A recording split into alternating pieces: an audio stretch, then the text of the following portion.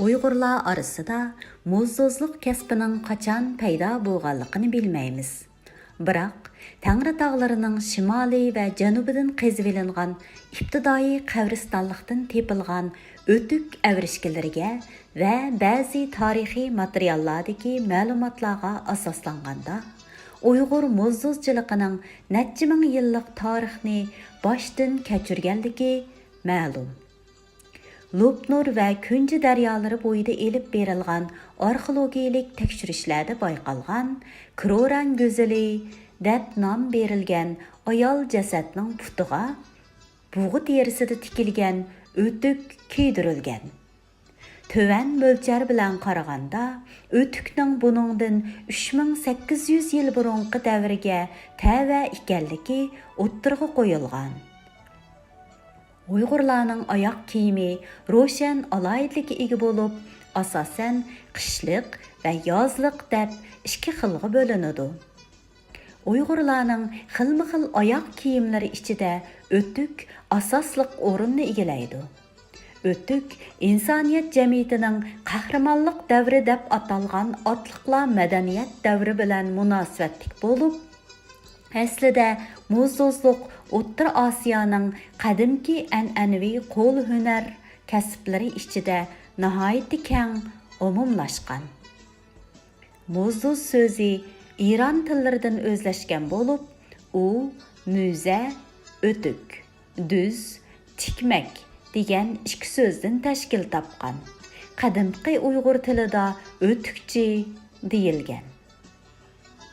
Olim Mahmud Qashqari Turki tillar divani nomli asarida o'g'uq so'zini izohlab, o'g'uq o'tuk yoki ma'sining ustidan kiyiladigan teri paypoq, yaxtardakda deydi.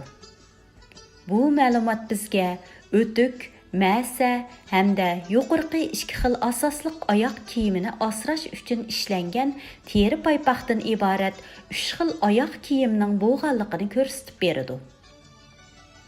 Yuqorqilardan boshqa yana Turki tillar divanida bo'gish deb ataladigan ayolcha o'tuk, samda deb ataladigan yozliq sandalkash, tizliq deb ataladigan hayvon terisidan ishlangan cho'ruq tunishtirilgan. Shundaqla yana tizildirik o'tukning tumshug'iga zinnat uchun taqiladigan tangila degan izohat uchraydi.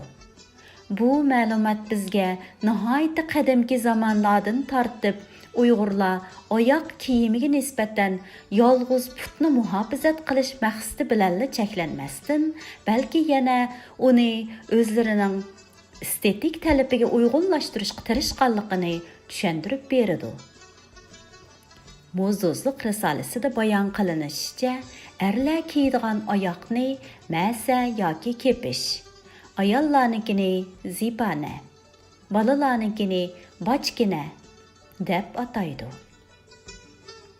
Uyg'urlarda qadimdan saqlanib kelayotgan ئەنئەنىۋىي oyoq kiyim turlaridan karvanchi o'tuk, halqa o'tuk, pas pashna, ori pashna, egiz pashna o'tuk, tuz ma'sa, to'g'ri tumshuq ma'sa, bug'doy tumshuq ma'sa, izgilach ma'sa, aranchi ma'sa, halqikash, pima, cho'ruq, sandal qatorliqlar bor.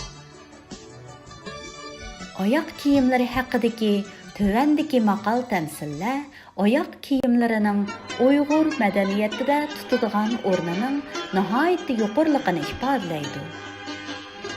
O'tniga lapqut, o'tukka otjut. Ko'nchining kuchigidek. Yaxshi otning terisi qiyish bo'lar, ko'n bo'lmas. Aqlsizning ta'mi yo'q, o'tukning chami yo'q. Mo'zzozning a'tisi tugamas. Mo'zzoz yalang'och, bobkor ishtonsiz. O'tki yirtiq to'gi chiqolmas, yangi yirtiq osh yeyolmas. O'tking tar bo'lsa, jahonning kengligining nima foydasi?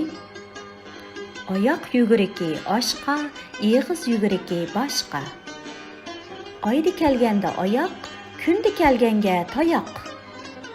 Oyoqqa topsang boshqa yo'q, Başqa tapsang ayaqqa. Ayaq atlasa baş yugurmas.